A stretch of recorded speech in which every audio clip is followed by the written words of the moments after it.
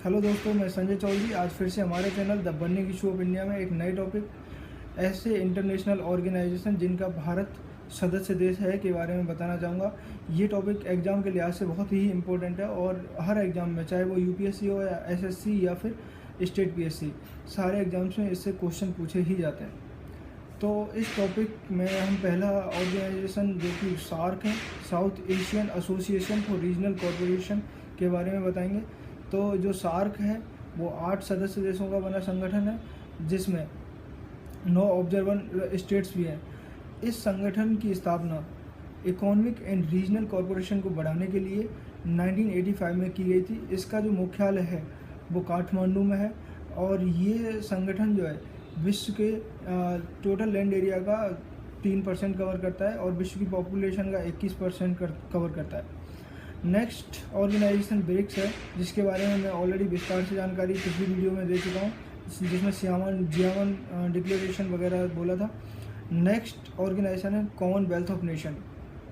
दोस्तों, Commonwealth of nation जो है वो 52 देशों का एक संगठन है। ये एक इंटर गवर्नमेंटल ऑर्गेनाइजेशन है। इसका हेडक्वार्टर लंदन में है और इसकी स्थापना 1949 में हुई थी। अब चलते हैं यूनाइटेड नेशन की तरफ। यूनाइटेड नेशन का हेडक्वार्टर न्यूयॉर्क में है और इसकी स्थापना 1945 में की गई थी और इसके 6 प्रिंसिपल ऑर्गन्स जो हैं वो हैं यूनाइटेड नेशन जनरल असेंबली यानी कि अंगा, यूनाइटेड नेशन सिक्योरिटी काउंसिल यानी कि यूएनएससी, इकोसॉक यानी कि economic and social council and United nation secretariat 4th and international court of justice 5th और 6th one is United nation trusteeship council. दोस्तों, United nation trusteeship council जो है वो अभी इनएक्टिव हो चुकी है और बाकी जानकारी, क्योंकि यूनाइटेड नेशन एक बहुत बड़ा टॉपिक है, इसकी बहुत सारी एजेंसियां हैं, तो इसके लिए एक अलग से वीडियो बनाना पड़ेगा।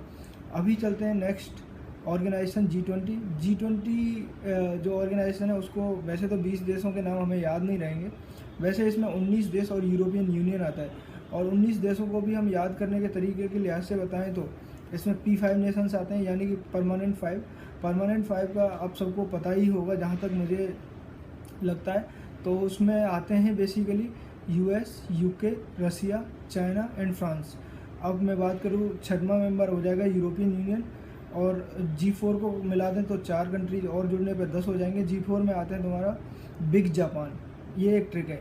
Big means Brazil, India and Germany और फाइनली 4th जापान। तो इस तरह 10 मेंबर्स हो गए और फिर 2 मेंबर्स हैं जो ए से नाम शुरू होता है, अर्जेंटीना और ऑस्ट्रेलिया, इस तरह 12। फिर मैं बात करूँ मैक्सिको 13, टर्की 14 और साउथ कोरिया, सऊदी अरब और साउथ अफ्रीका, इस तरह 17 हो गए। 2 आई से स्टार्ट होते हैं, इंडोनेशिया और इटली 19 और कनाडा 20वां हो गया। तो दोस्तों, ये बहुत ही बड़ा ऑर्गेनाइजेशन है जिसमें विश्व के टोटल ट्रेड का 80% होता है और इसमें लगभग 66% यानी 2/3 पॉपुलेशन इस ऑर्गेनाइजेशन देशों में रहती है और 50% ऑफ लैंड को ये कवर करता है। अब हम चलते हैं नेक्स्ट ऑर्गेनाइजेशन G5 की तरफ। G5 एक तरह से मैं बात करूँ तो ये ब्रिक्स ऑर्गेनाइजेशन की तरह ही इमर्जिंग इकोनॉमीज को मिला के बनाया था मिड 2000 में। तो इसमें बेसिकली रसिया को हटा दो और उसकी जगह मैक्सिको रख दो। बाकी ब्रिक्स मेंबर्स की नेशन है, जैसे ब्राज़ील, रसिया, इंडिया, चाइना, साउथ अफ्रीका थी, तो वहाँ से रसिया को हटा के इसमें मैक्सिको कर दो। तो इस तरह इस ग्रुप में Brazil, Mexico, India, China and south Africa है। करंट स्टेटस का ज़्यादा पता नहीं है क्योंकि ज़्यादातर कंट्रीज़ ने ब्रिक्स की तरफ ज़्यादा अपना रुख मोड़ लिया है और इसका जो एक्टिव रोल है वो रिवॉल्विंग इंटरनेशनल ऑर्डर। अब मैं बात करूँ G4 नेशंस को थोड़ी देर पहले मैं बता चुका हूँ। G4 नेशंस में बिग जापान आता है यानी कि Brazil, India, Germany and Japan. ये बेसिकली क्यों बना था, इसकी स्थापना जो हुई थी वो यूनाइटेड नेशन सिक्योरिटी काउंसिल में परमानेंट सीट की बिड के लिए एक दूसरे को हेल्प करने के लिए हो गई थी। अब मैं बात करूं तो कॉफ़ी क्लब भी एक ग्रुप है लेकिन उसका इंडिया मेंबर नहीं। कॉफ़ी क्लब में जो मेंबर्स हैं वो हमेशा G4 कंट्रीज के अपोजिट में स्टेटमेंट देते हैं, ये इनका विरोध करते हैं, इनकी सदस्यता का विरोध करते हैं। अब मैं बात करता हूँ बिम्स्टेक। तो दोस्तों, बिम्स्टेक वैसे इस ग्रुप के मेंबर्स का नाम याद रखने का भी तरीका आसान है। 5 मेंबर्स तो वही हैं जो कि सार्क कंट्रीज़ थे, इंडिया, नेपाल, भूटान, बांग्लादेश, श्रीलंका, उसके अलावा 2 साउथ ईस्ट एशियन कंट्रीज हैं जैसे कि म्यांमार और थाईलैंड। और इस ग्रुप की स्थापना जो हुई थी वो 1997 में ढाका इसका कार्यालय है। और अब नेक्स्ट ग्रुप की तरफ चलते हैं तो वो है मेकोंग गंगा कॉरपोरेशन। दोस्तों मेकोंग गंगा कॉरपोरेशन जो है उसमें इंडिया और उसके अलावा म्यांमार, थाईलैंड, वियतनाम, कंबोडिया और लाओस यानी कि 6 कंट्रीज हैं टोटल। और 6 कंट्री में इंडिया एक साइड और फिर इंडिया से सटे हुए साउथ ईस्ट एशियन कंट्रीज़ के 5 ग्रुप। फिर मैं बात करता हूँ इसमें टैट, ये बेसिकली एक ट्रैक है टैट यानी कि टूरिज्म, एजुकेशन और ट्रांसपोर्टेशन और कल्चर, इसमें ये अपने कॉरपोरेशन दिखाते हैं।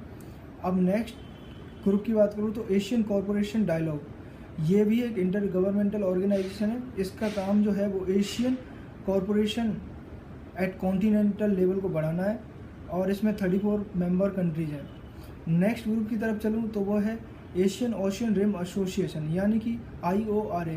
पहले इसे IORARC के नाम से जाना जाता था। अभी इसके 21 मेंबर्स हैं जो 1997 में स्थापित हुआ था।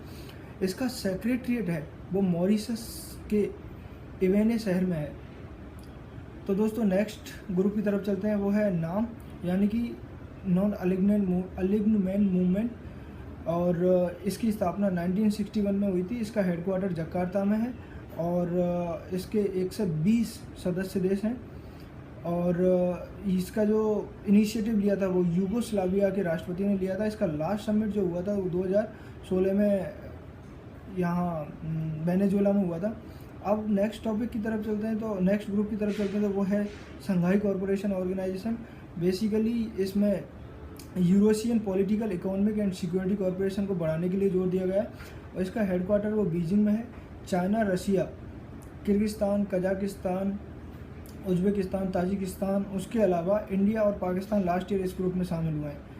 और अगर मैं बात करूं तो नेक्स्ट ग्रुप की वो है MTCR। और MTCR में दोस्तों एक चीज़ और भूल गया, SCO की स्थापना 2001 में हुई थी।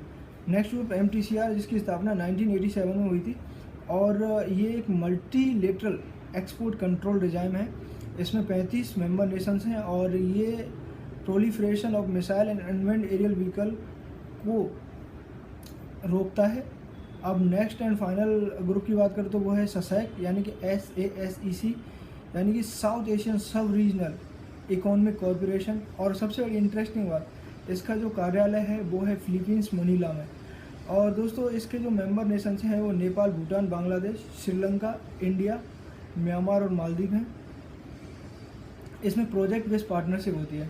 तो दोस्तों आज का टॉपिक यहीं ख़त्म होता है और फिर से मैं आप लोगों से यही रिक्वेस्ट करूँगा कि इस चैनल को ज़्यादा से ज़्यादा शेयर करें, सब्सक्राइब करें और लाइक करें। Thank you.